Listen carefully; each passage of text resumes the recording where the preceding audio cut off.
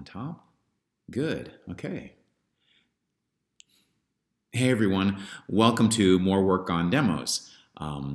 You've already worked on the kind of material you want to develop, but this is a discussion of the technical aspects and do's and don'ts of demos for audiobooks, okay? Demos, form and content, so let's go. First of all, when you do demos for audiobooks, you're not going to do a compilation or reel like you would for voiceover or for video games or something. Each sample is its own individual sample, and you have a different selection for every kind of book or genre that you might want to pursue. So you're going to have a minimum of at least 4 samples that you're going to put on a website somewhere. And those samples will run anywhere from 1 to 5 minutes in length. Okay, so going through the bullet points, your individual samples are going to be 1 to 5 minutes in length. There's going to be one selection from one book that's 1 to 5 minutes, and that will be one sample. And you're going to have several of those. I recommend that you have at least 4, right, when you launch your website. If you have less than that, it's not going to kill anything, but it's nice to provide them with a variety that they can look at, okay? Those samples need to be professionally edited and mastered. So you're going to go into a booth and you're going to record them, and when you're done recording, you're going to have someone edit them to remove all the breath noises, mouth sounds, all those kinds of things. And then when you're done, you'll have them edited to the right length, and then you'll upload them to a website or wherever they're going to live, okay? Finally, like I just mentioned this, they have to have a solid home, right? So your demos have to live either on a website or a web page, or you have access to them very quickly where you can send them to people, okay? So that's sort of the form of them, okay? I'm going to go a little bit deeper now. The length, they should be no longer than 5 minutes. It can be as short as 1 minute, as long as they have what I call a good full arc, or BME, meaning beginning, middle, and end. So I found this to be very important for demos, and that is because you are demonstrating whether or not you can carry a story. You want a selection that has a very solid beginning, middle, and end. So almost a small story within the story. It can be a paragraph, it can be a page, it can be 2 pages, as long as it doesn't go over 5 minutes. But what you really want to make sure is that you have something that shows that you know how to start a story, that you know how to carry a listener through a story, and then you know how to end the story or button it, right? Beginning, middle, end, okay? You want 2 seconds of silence, right, at the beginning, and there's no slate, right? You don't say your name at the beginning, you don't say what the selection is, you just jump right into it.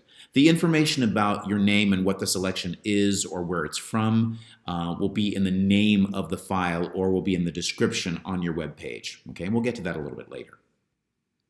All right, so in preparing your demos, preparing to get ready to record them, I say, don't go into the booth until you're ready to do it, especially if you're paying for booth time. If you have your own booth in your house, that's great, and you can go in and you can practice and rehearse as much as you want. But I think the easiest thing to do is just sit with the book and sit with your phone, or on the voice memo or something, and just practice the selection, work out the bugs. Record it, whether you do it on your phone or in your booth, and send it to somebody. Send it to a colleague, send it to a coach, have them listen to it, get feedback from it, okay? What you want to do is basically fine-tune it until it's just where you want it, and then go in the booth and record it, okay? And that final recording is what you want to send to your editor to have them proof it, edit it, and I also mentioned this earlier, master. And what I mean by that is they're going to tweak it so it sounds like it would sound if you had recorded it for Penguin Random House and it were sitting on Audible, right? You want it to sound that professional. You want that level of professionalism, right? So even if you got it from, some book that no one's ever heard of, it sounds marketable, and it sounds like it can compete in the marketplace, which is what you want to be able to do.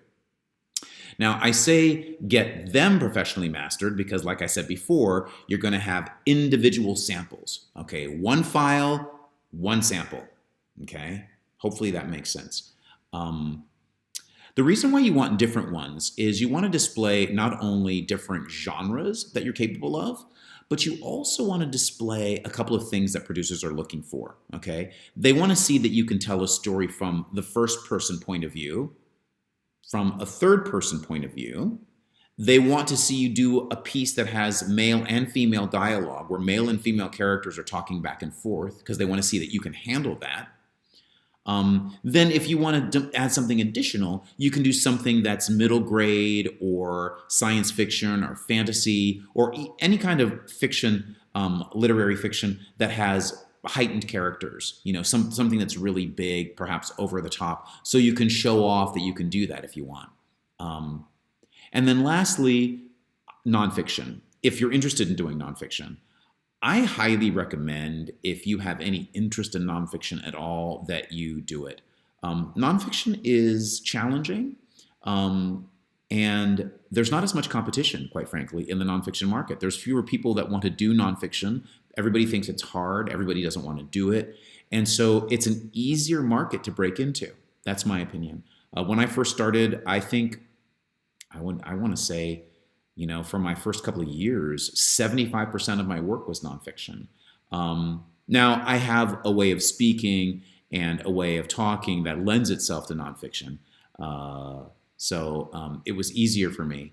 But that's the case. The truth is, in the marketplace, there's less competition in that genre. So if you like it enough to pursue it, I highly suggest it. I strongly suggest it. I urge you to do it. Okay? So doing these samples, you want to combine what we were talking about before, when I had you do all the exercises where you're trying to find yourself in literature. Okay, so there's a cross section, right? The Venn diagram between that work where you're trying to show off who you are, the essence of who you are, and all your background and skills, right? You want to look at those in the context of these 5 things, right?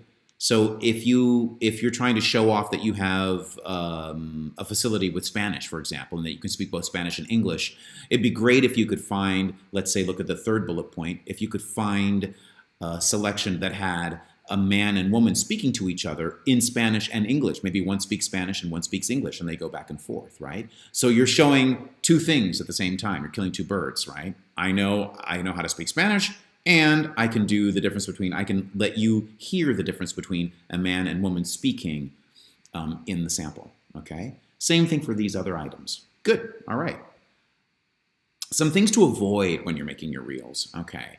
I mentioned this before, but I'm gonna underscore it because people still do it. You don't want character reels. You don't want voiceover reels. You don't want video game reels. You want nothing where you have a succession of 5 to 10 things back to back to back, right? That defeats the whole point. They want to hear if you can carry a story, and they just want to hear one story at a time in different genres. That's why you have different demos. That's why you have several demos, okay? You don't want crazy large files. We'll talk about this a little bit in person, but some producers don't want you to send anything to them if you're trying to introduce yourself cold to them, or even if you meet them at a function and they say, hey, send me some information about yourself. Most of them prefer to get a link to a website where you have your demos listed.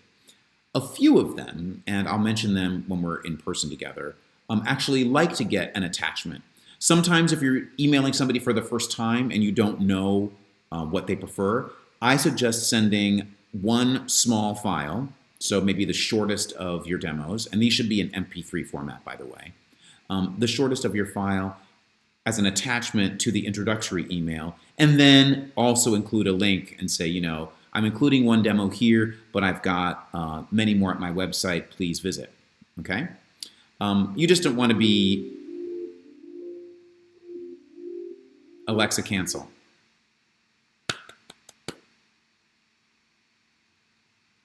You just don't want to be stuffing up their inbox with huge chunky files that are taking up space, that's all.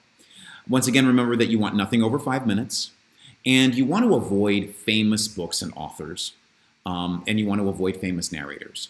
And the reason for that is because invariably, if you're sending something to a producer and it's from, an Ernest Hemingway book or, something more recent, whatever it is, there's probably already at least one version of that out that everybody has heard. right? If it's a famous book, it's probably got a famous narrator attached to it.